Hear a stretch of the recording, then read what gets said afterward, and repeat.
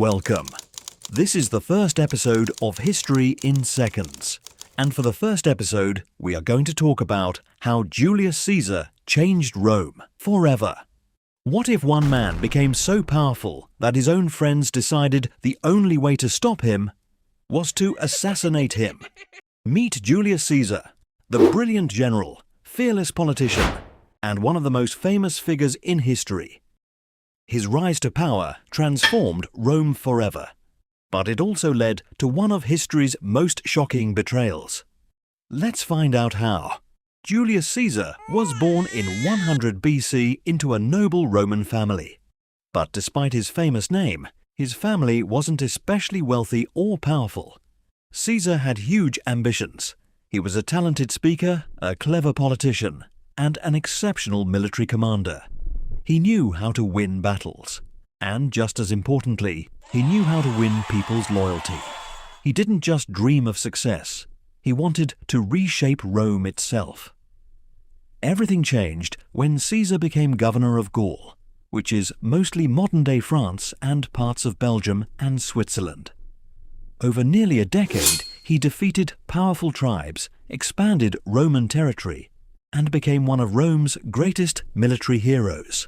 His victories made him incredibly rich and gave him something even more valuable: a fiercely loyal army. But back in Rome, many senators were becoming nervous. Caesar was becoming too powerful. In 49 BC, the Roman Senate ordered Caesar to give up command of his army. Instead, he made a decision that would change history.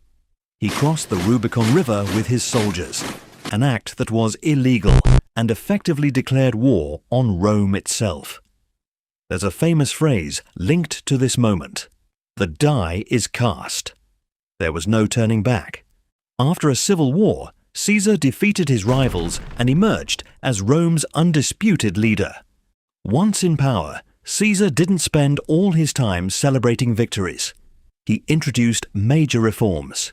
He reduced debt, gave land to veterans, improved Rome's government, expanded citizenship, and even introduced the Julian calendar, which became the foundation of the calendar we use today.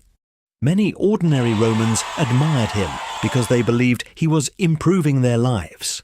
But many senators feared something else.